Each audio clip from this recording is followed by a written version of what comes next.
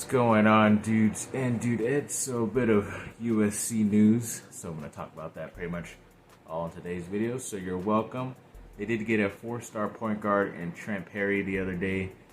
Be able to sign with them, a 4-star point guard. So it's pretty cool. I was able to, I think I put it up there that he was down to 6 schools and USC was part of it. And luckily he did choose his, hometown school and decided to stay home, at least closer to home. So yes, thankfully he did pick them for the future. Definitely look forward to seeing him on the team as soon as possible. And then the House of Victory pretty much has only had one signing recently, and it was a basketball player in Isaiah Sellers. I believe he's a guard. I think he's going into his sophomore year, so he's a pretty young dude. So congrats to him on making it into the House of Victory. And then there was a story out there that I forgot to put up in the last video saying that there were a bunch of NFL GMs at the USC versus Notre Dame game.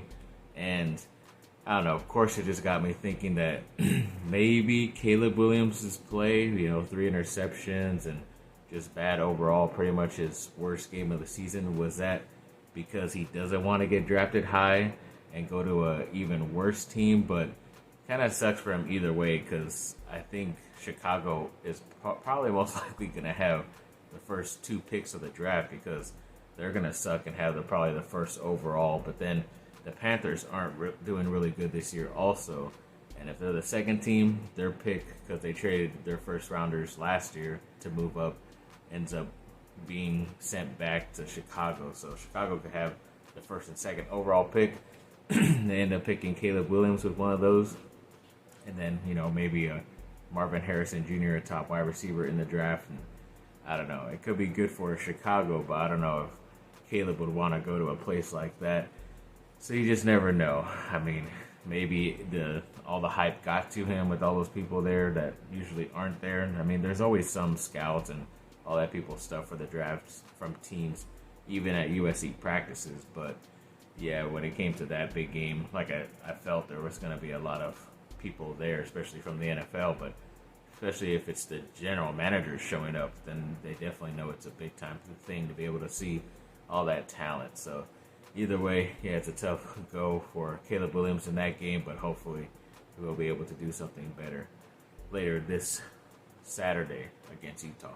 So yeah, even the future 2026 quarterback commit Julian Juju Lewis is already making heads in the NIL world, because he actually, even before that, even his game last week, he only played the first half because he had already threw 5 touchdowns in that game, which is pretty crazy. But recently, this week, he did sign with what is considered an LA powerhouse NIL team or whatever out here in LA. So obviously, he's using them for his NIL representation, and they already are working on it and got him a trading card. I think it's Leaf Trading Cards.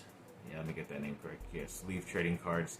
And it's like a 6-figure deal as well, which is pretty crazy, especially for a guy who's technically still a sophomore, I believe, in high school. He's most likely going to reclassify and join college a year early anyways. But yeah, a lot of people are saying if he's getting these type of figures already, then he's already probably going to be considered a first-round pick with that type of talent. So yeah, I mean, it definitely seems like it's a go for him to come to USC, but maybe just this LA-based NIL representation place felt that he's too big of a prospect to miss, and they're going to represent him no matter if he comes to USC or not. But I'm sure it did not help. It did not hurt that he was coming to USC, or at least in the formidable future.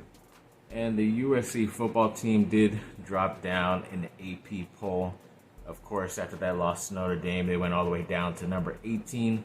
So not that surprising, but it is about 8 spots. And they're even behind Duke right now, which is pretty crazy when you think about it. But Duke did win, so it kind of makes sense overall. But hoping to climb those rankings, because pretty much at least 3 to 4 of the next opponents, at least 3 of the opponents are ahead of them in the rankings in the Pac-12. UCLA could most likely be ranked later in the year, and then if you have to play in Oregon State, something like that, or one of those teams you had just beaten, they will be ranked as well. So it's a pretty tough schedule for USC, but I think they can do it. And then the USC basketball team is ranked number 21 the nation, which is pretty cool. I think even the women's team was ranked in the top 25, so it's probably the first time in a long time that they have both been ranked. And I think even the women's, it's been quite a while, even though they had the likes of Cheryl Miller and Lisa Leslie and all that stuff. But it's been a while for them to get back on the up and up. But I think I just heard that Cheryl Miller's daughter is on the team too, so her joining up with, Juju Watkins, one of the top women's high school players, I think it's going to be a pretty exciting year for women's basketball, which, a lot of men don't say, but I'm definitely looking forward to this USC women's basketball team. And I just forgot to mention that, obviously because they lost, but the week prior, USC is now bowl eligible because they won 6 games. I believe you have to have an above or right at 500 record at the end of the season. So either way, if this rest of the season goes to crap, as they say, they will still be able to play in a bowl game, but hoping to try to push for one of those New Year's 6 bowl games, or definitely the college football playoff with this type of schedule coming up. And then PFF did a grade of the top week 6 defenders in college football, and Christian Roland Wallace was number 8 overall on that list, which is pretty cool. He did obviously step up and have a pretty good, solid game against Notre Dame. It just sucks that a lot of the offense didn't come to South Bend and help them out. But either way, it's nice that he's getting some recognition because he's definitely one of the more talented guys on the team, just not used correctly, in my opinion, which does suck. But yes, definitely looking forward to seeing what else he can do. And then when it came to Jalen Harvey, yes, you heard me talk about him recently, that he was going to be committing, and hopefully it did look like USC, because even their insider recruiter, Scott Schrader, said that he was predicting him to go to USC, even though it was like at a 60 percentile. And of course, he ended up choosing somewhere closer to home in Penn State and not USC the other day, which sucked, because even in his statement, he said it was his dream school and he wished he could always go to Penn State. And of course, he was saying a bunch of similar stuff about USC. But either way, it is a tough loss because he is a 4-star defensive player, but hoping that, they have some backups, because I think they did recently offer another 4-star guy, but I'll get into that in a bit. And a handful of USC Trojans in the NFL, especially at the wide receiver position, definitely showed up after. They're probably still pretty pissed at what happened the day before at Notre Dame, so they definitely went off. One of the first guys was Drake London. He had 15 catches for 203 yards. Amon-Ra St. Brown had 12 receptions for 124 yards and a touchdown. And both Jordan Addison and the old head, Robert Woods, had a touchdown each as well. So they definitely stepped up. It was nice to see, but like I said, they were probably pretty pissed off about the game the night before. And then a 4-star wide receiver recently decommitted from Texas A&M, and Dre'lon Miller, who was in the mix, or at least USC was in the mix for him before that commitment. And a lot of people thought he was going to be going to USC, but chose A&M, and now he's decommitted. Don't know officially why, but of course he's opening up his commitment again, and hopefully USC will be back in business and in the mix again for him in the near future. PFF also recently did an NFL week 6 rookie top highest graded for defenders, and Tui Pelotu of the Chargers and also of USC was up there at number 1 at 90% or whatever, 90 points, whatever they do. That was pretty cool to see. Definitely very excited that he is on the team, but it also is kind of bittersweet because he is a really good player, and him being a senior at USC right now, helping out that defensive line would have been pretty awesome. I think he would have been even better than he was last year and would have made himself a first-round pick this NFL draft coming up. But either way, definitely happy for his success, especially because it's with the Chargers. As of right now, even though they're 2-4, he's still one of the bright young rookie spots on the team. And Caleb Williams' Heisman odds recently came out, and I know right before this he was kind of teetering, kind of losing the top spot to Penix Jr., then he kind of jumped back up after the Colorado game and stuff. But after the past couple of lackluster performances on offense, he's dropped down to the 10th best odds to win the Heisman, which is pretty crazy for a guy to just have one bad game and he drops that far. I know a lot of guys on there that had a couple bad games and they're still top 5 or whatever. But hoping, like I said, believing in Caleb and seeing what he could do for the rest of the season. And as I mentioned earlier, USC did recently offer a 2024 defensive line Missouri commit in Elias Williams, so another talented dude. They're trying to sway away from an SEC school, see if he's open to doing that. But yes, at least they're trying to go after some of these more talented guys still in the 2024 class, because there's definitely swinging and missing on a lot of the top talented dudes. So hoping to see what this guy ends up bringing or not. And then CBS Sports recently did their first, second, and third preseason All-Americans teams, and 2 USC guys made the second team. Overall, both Isaiah Collier and Boogie Ellis made the second team, so that was pretty cool. I think they're like one of 3 teams on those 3 teams that were able to make the list. I'm pretty sure Duke is, because they had about like 3 guys total, I think. But I'll get into that in another video. But yeah, it's pretty cool to have both my teams up there and doing work, at least on CBS's side. I don't know if that's like official preseason All-American stuff, but either way, it's getting some good recognition for you going into the basketball season coming up pretty soon too. And then I believe pretty recently, I know I may have mentioned the Kevin Porter Jr. story, an ex-USC guy, where he pretty much was arrested, where they were pretty much saying that he assaulted his girlfriend and tried to like break into the room and may have like left a mark on her neck and stuff. And obviously all this stuff was happening, but then just recently, the other day, he was traded from Houston to the Oklahoma City Thunder. Part of the deal isn't as important, but he was like released pretty quickly and waived by Oklahoma City right after he was traded to them. So they obviously were willing to take the dead money on their cap and all that stuff to be able to get rid of someone in the NBA. But then apparently like a day or two after that happened, then his girlfriend, I guess ex-girlfriend is what the story is saying, is that she pretty much said that he did not assault her. Even the New York police didn't get her information down or her side of the story at the time and all this stuff. But then why was he called and arrested in broad daylight, as you saw him coming out of the hotel, or as I saw in a bunch of videos? And yeah, I don't know. She said he never left marks or anything like that. So I don't know if this is like basically him paying her off to cover it up, or pretty much nothing did happen. But as of right now, he's waived, so he could pretty much sign with any team, or any team could claim him or want to sign him. But I think they're just waiting for all the legal stuff to get done officially to make sure. And it looks like maybe one of those counts against him is already being dropped. So we'll have to wait and see what ends up happening. But yeah, it's a pretty weird situation going on with the next USC basketball player.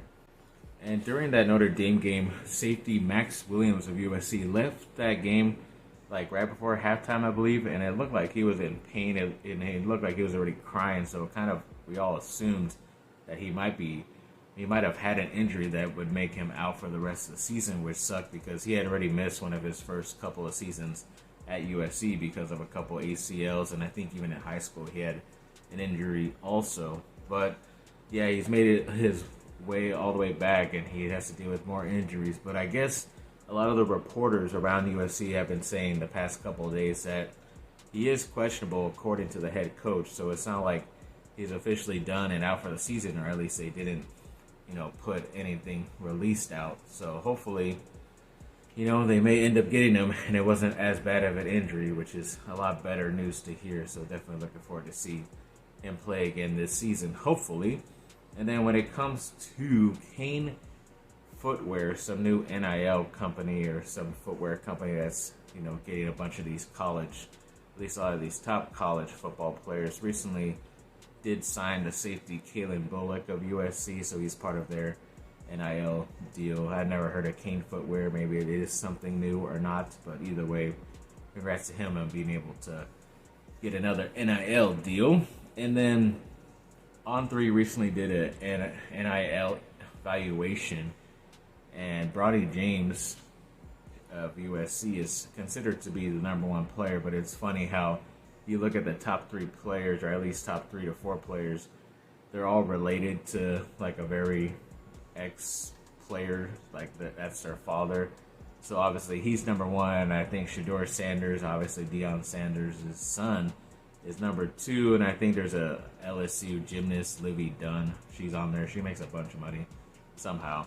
And I think Arch Manning, one of the Manning, I guess it's not Peyton or Eli, the main players. It's their third brother who didn't really play. His son is up there. But you kind of just assume a lot of them are up there only because of their fathers, and they could always just throw them some money and have that valuation bump up or whatever. But even I did see in that top 5 list that Caleb Williams is on there as well, and he's not part of any ex-family member that's, powerful in the industry of sports. So either way, he's still up there in the top 5. That just shows you how powerful he is already in only his junior year of high school, of college. More local, at least not local. He is California, but he is Northern California.